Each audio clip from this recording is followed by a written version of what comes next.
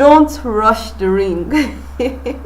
Don't rush the ring. And don't rush the ring, what's it all about? It's a life-giving guide for young adults navigating parental pressure and marital discernment. So my name is Bliss Cephas-Alokan, and I'm privileged and glad to be taking you through this presentation. So let's just go into it and what we have to say today. Yeah, so 1 in 3 marriages influenced by parental pressure ends in divorce. And that is a statistic that if you Google, you would see, or if you do your own research, you're likely going to get more facts. And that is why that's why we're having this session today, because we don't want to just go into marriages because of parental pressure that most likely will end in divorce. That's not the end goal. Divorce should not be the end goal of our marriages. Many who have been pushed or pressured into marriage end up feeling unfulfilled, broken, and bruised emotionally. Marriage is more than the event, it's more than the glamour. And that's one thing you must know. Marriage is not about the wedding ceremony. I know you're probably looking forward to wearing a white gown, wearing your suit, taking pre-wedding pictures, particularly with social media, the buzz around wedding ceremonies today. So I know we are all looking towards that, but marriage is still not an institution that you should rush into, whether because you are pressured by society or by your parents or by friends or even maybe yourself. It's an institution that must be treated as sacred, and you have to understand that. So let's go on. And also, one thing I want you to know is marriage won't necessarily fix emptiness. It will not fix clarity, confusion. It won't fix emptiness. It won't clarify confusion, pardon me for that, or replace growth. So marriage is not a solution to the loneliness you're feeling or inadequacies you have or the confusion you think you have. For instance, let me give this example. Maybe you are just finishing school, because I know we are talking to people who are graduates, or you are maybe in your final year, penultimate, or you are even done with school, postgraduate, and you're thinking, okay, well, after school, what next? Marriage. Maybe you're not sure about what next, and you feel, okay, well, let me just get married. No, marriage will not fix that emptiness. Marriage will clarify confusion, and it will not replace growth. So I'm going to show you 2 important tools that are necessary that you can use. The first one I'll be showing you is the 5 inner checkpoints that you can consider before marriage. And what this tool will do for you is to really assess yourself. When you go through these checkpoints, you're able to see, okay, this marriage that I'm being pressured into, am I even ready for it?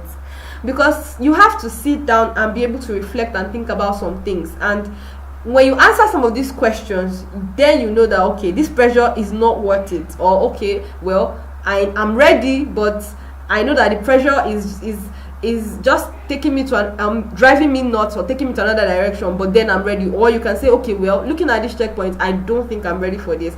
And the second tool I'll be showing you are 5 power moves for navigating parental pressure to marry, which is why we're here today. So let's move on. Now let's look at the first tool, 5 inner checkpoints, self-readiness discernment. Are you really ready for this marriage we're talking about? I'm very sure that someone wants to see what I want to say. Like, hey, I let me even hear this. Let me assess myself. Let me know. Am I really ready for this marriage we're talking about? So what's the first one?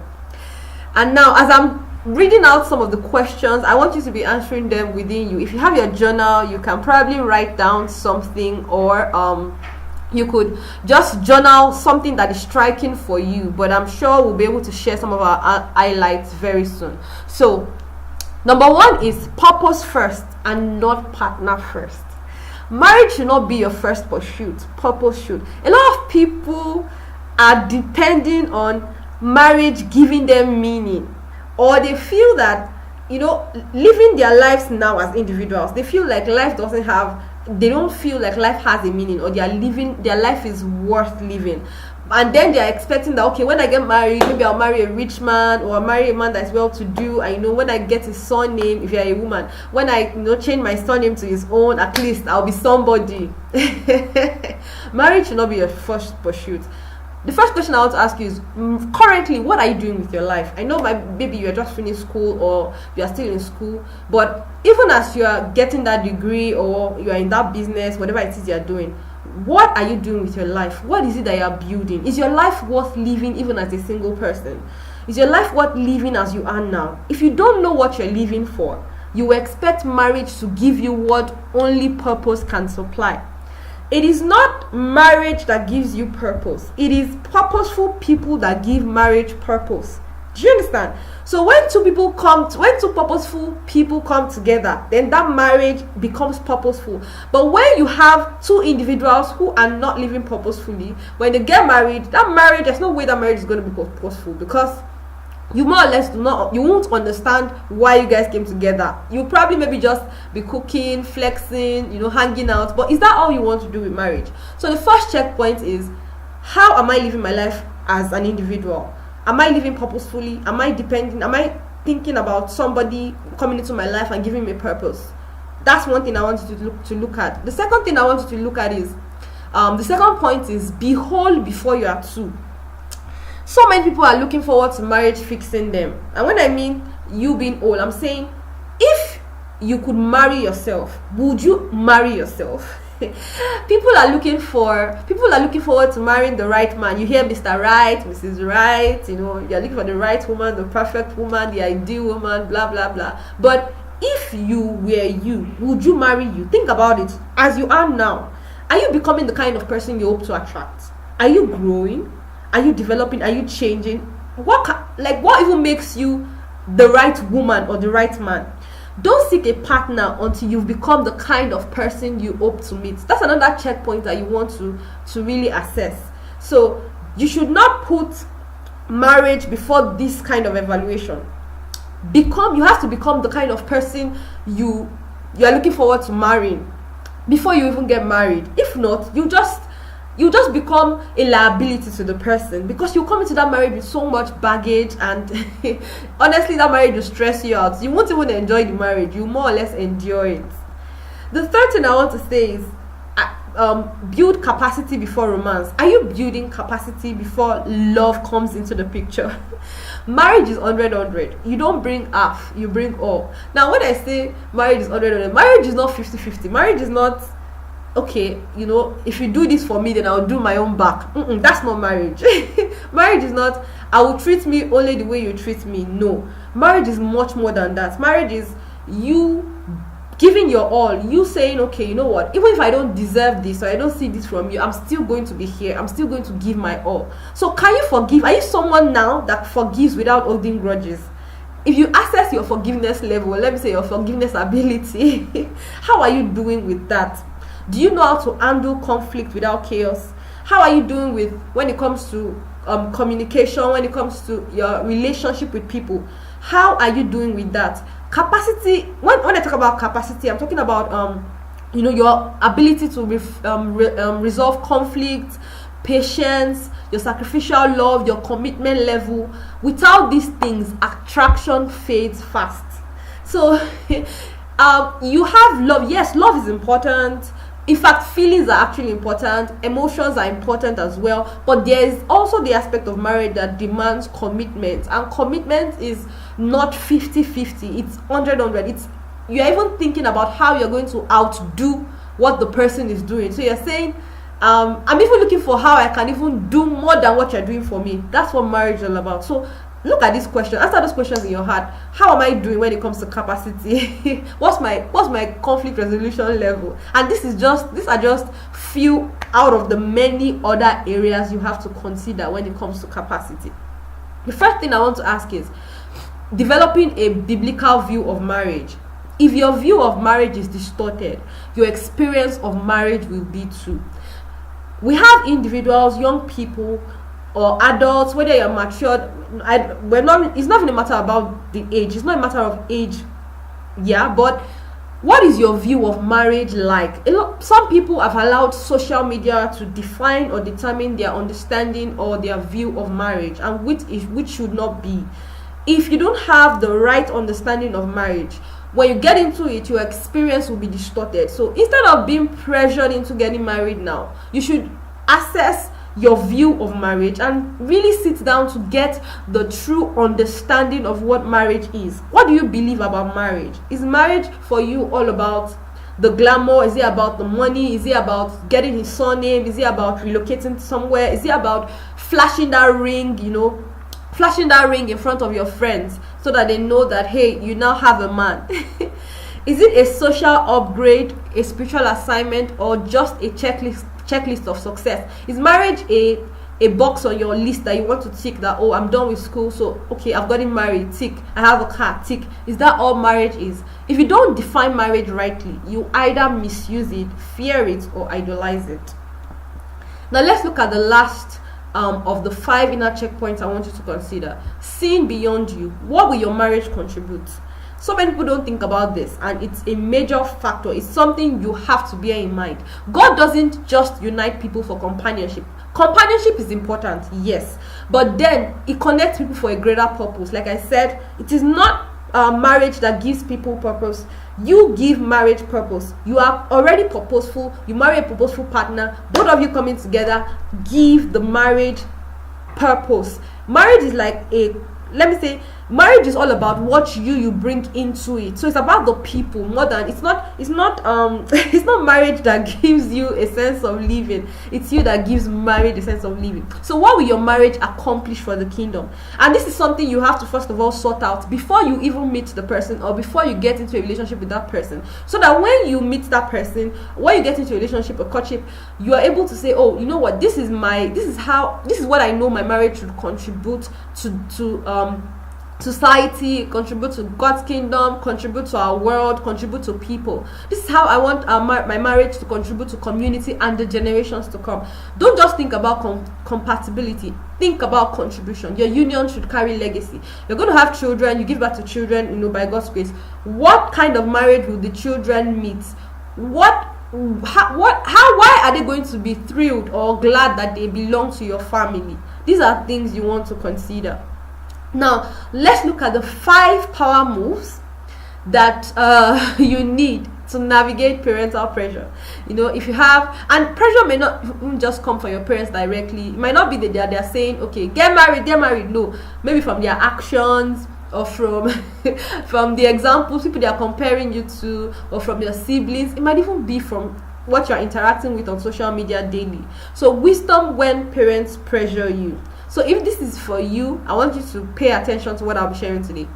The first thing I want to say is, do not marry under pressure. I can scream this and scream it and shout it on the rooftops. Pressure may lead to agreement. You might be pressured into getting married, and you may agree, okay, you know what, I don't want them to disturb me anymore. I'm tired of this noise. Let me just get married. Let me marry the person that they're saying I should marry, or let me just settle for someone. But it will never lead to alignment, because when you make a decision under pressure, you are likely going to fall into error, because you've not had enough time to consider the decision you're taking. You've not had enough time to count the cost. Don't make a covenant decision to please others or escape loneliness. Marriage should never be a response to manipulation or shame. And that's why you first of all even have to deal with your self-esteem. If the fact that you're not married yet, or the fact that you're not in a relationship yet, is making you feel, less of yourself. When you look at your maybe married friends, you feel, oh, well, these people they've made it in life. I'm struggling. What am I doing? My life has ended. You first of all have to even deal with self-esteem. So marriage is not even the solution. Respect your parents, yes, but remember that it is you, not them, that will live with the outcome. So if you are pressured into getting married and you bow to the pressure, when you enter the marriage, it will be you and your spouse in that marriage. Whatever issue happens between both of you, it is left for you to handle it. Your parents will not be there, society will not be there, social media will not be there, I will not be there unless you reach out to me. But what I'm saying is, you really have to count the cost before you take that step. The second thing you must pay attention to is, don't pause your life because you're waiting to be chosen. Your life should not be on standby because you're single. And that's why people tend to bow to pressure. Because, maybe when they are done with school, like I said, some people see it as, okay, graduate from school, go for your masters. After your masters, get married. After getting married, give birth and all. And so, because you are not married yet, you feel like, nothing is happening in my life is stagnant. No, your life should not be on standby. If the pressure is getting heavy, if you're being too burdened because of comments from people or your parents, create distance. Refocus your energy on something. Go out and do something that you know you are passionate about. For instance, look at our sister organizing this program, reaching out to people. Hey, if you have an idea in your heart, you have similar burdens in your heart, spend your time doing that. You don't have to wait till you are married and you have one man that will support you. Maybe that's what you're thinking. Or maybe you're a man, you're thinking, okay, when my wife comes, we'll do this thing together, she'll be my support system. You don't have to wait. Life does not start with marriage. You can volunteer, study more, build a business, go on a retreat, whatever it is that reminds you that your worth is not tied to marital status. Just give yourself to it. Make sure that your life is so rich and full that marriage meets you in motion, not stagnation. Let it be that when the person comes, the person is even wowed that, oh my, you are living, you're so fulfilled with your life. And the fact that whether you're in a relationship or not, it doesn't bother you. And when people even see you, the joy that you will radiate, that you will exude, the happiness all around you, everything that is going on, it will make you attractive. I mean, but when there's nothing happening, in fact, some people might not even know that you're not married or you're not in a relationship. But when you're just there, you're the one calling everybody, you're the one scrolling through Instagram, you're not doing anything, you're not even asking God, okay, what will God have you do now? You're not thinking about how you can bless a life. That's when you will feel the pressure more. But I'm challenging you today to not put your life on standby. The third thing I want to share is bringing a voice of wisdom into the conversation. So sometimes it takes somebody your parents respect to explain what you cannot. So it is wisdom for you to bring in someone that you know that your parents maybe respect, listen to, because if you try to tackle this issue with them, it might not end well. So some people think, okay, the thing is just, as you're giving it to me, I'll give it to you back. No. Wisdom is profitable to direct. Apply wisdom. Your parents may love you, but they may miscommunicate their fears as force. So you can invite a pastor, a mentor, or godly elder who understands you and can communicate with honor on your behalf. So once you're able to communicate how you feel about this matter to maybe your spiritual leader or someone you see as a mentor, a spiritual guide, a guardian, or someone that you're accountable to, those people or that person can now communicate your own concerns or how you feel about this matter to your parents or whoever it is that is bringing pressure or that is mounting pressure on you. So the first thing is understand the real concern behind their pressure. Sometimes pressure is a symptom of deeper fears. So your parents putting pressure on you to get married may not be because they want to. It might just be that they do not know how to express how they feel or really communicate. It might be out of genuine concerns. So your parents may fear your delay, they might fear your independence or even your choices. And what sounds like nagging may come from a place of love, fear, or cultural expectation. Like I said, there's the way society just expects that if you're not married by this age, there's something is going on, you will not give birth early, or you are a man, you can't be single at 40 or 30 and all that. But you want to really listen and, if possible, lovingly explain your perspective, because healing often comes from understanding. The problem you're having might just be resolved if you're able to sit down and communicate with one another and just allow that atmosphere of love to just be to take and overwhelm both parties, you and your parents. And the last thing I want you to remember is to pray strategically and relentlessly. God changes hearts faster than arguments do. Sometimes winning that battle might not be with words. It might be on your knees. The hearts of kings and parents is in God's hands. Instead of being anxious, you can intercede. Don't fight in the flesh what is best handled in the spirit. Pray for clarity, pray for peace, pray for wisdom, pray for divine alignment, even for yourself and your parents. Sometimes your parents nudging could be an indication that you should not miss a particular season. Other times it could be nothing more than pressure, or it could be just things being against you. So when you pray, when you spend time to pray about it, when you spend time to really intercede, you get clarity, and then you even get wisdom. You will get ideas and strategies on what to do in that period. So I want you to know that there is no reward for marrying early.